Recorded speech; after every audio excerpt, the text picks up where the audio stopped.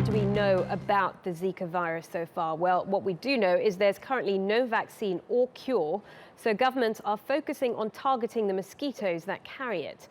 Generally, symptoms are mild. They include a fever, rash and joint pain. However, there are links between the virus and babies born with a condition called microcephaly, which causes abnormally small heads and underdeveloped brains. Zika is usually transmitted by a mosquito bite, but on Tuesday, the US state of Texas confirmed a case in which it had been sexually transmitted.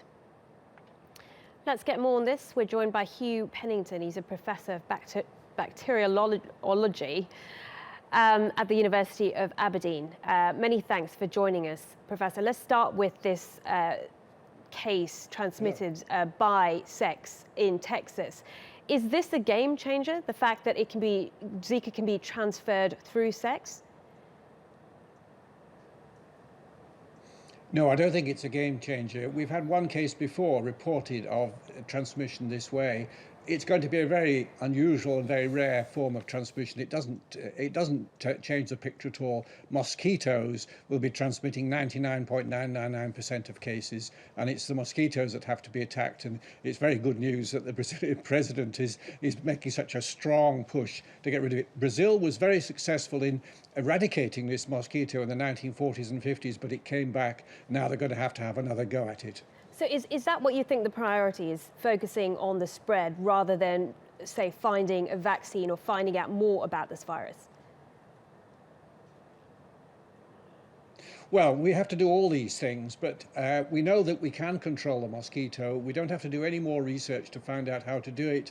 And as I said, Brazil has been very successful doing it in the past. It's not easy. You have to go into all the houses, look for the mosquitoes, all the water containers.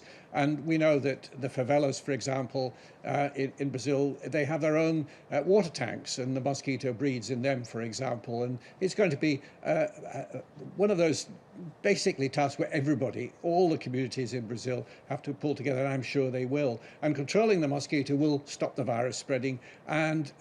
But at the same time, we have to find out the real connection between the microcephaly and the virus and other complications that may be associated with the virus. We're not certain about that yet, but we have to do the research on that. But we can't wait for the results to come in. Attacking the mosquito will produce good results immediately once it's done properly. Well, let's focus on this link between Zika and microcephaly. Assuming it is confirmed, I mean, why have we not seen, the onset of microcephaly yet? I mean, we've had cases in Uganda where, you didn't have babies that were deformed. So why are we seeing it now? Is the virus mutating? Well, that's a possibility, and that will be quite easy to find out. Well, it'll be easy to find out whether the virus is mutating. In genetics now, it's very straightforward to do a sequencing of the virus's genome, but that wouldn't necessarily tell us, even if we found it had changed, whether the change itself was causing the problem. But clearly we want to know whether the change has occurred. We'll find that out very soon.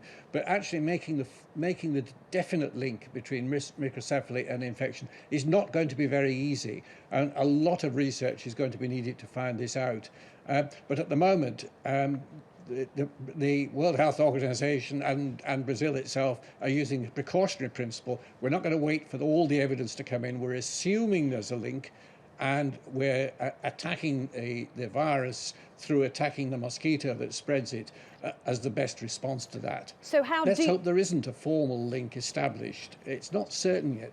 So it's not certain yet, so we'll have to wait and find out. Well, how do you work that out? How do you work out the link between the two? Well, for example, if we look at what happens with rubella, which we know is a virus that can cause microcephaly in babies, we find that the mother has been infected at a particular time during pregnancy, and that the virus is actually still in the baby. The babies are still excreting the virus.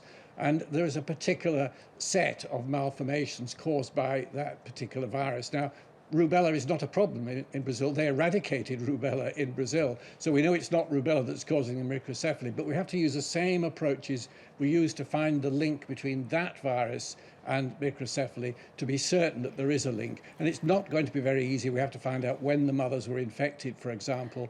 And of course, we know that many, many people have been infected. Just being infected is not enough. to make the link Professor, certain. But Professor, we done, literally have but only it will 10 take time. seconds left. Can I just ask you, just briefly, how worried are you about this outbreak? Is this going to be a problem for a long time? In 10 seconds.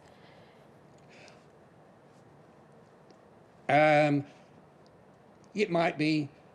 If the link with microcephaly is there, that's bad news. If not, it's a trivial infection, needn't worry about it. Okay, many thanks. That was a difficult question to answer in 10 seconds. Many thanks for joining us. Hugh Pennington, a professor from the University of Aberdeen.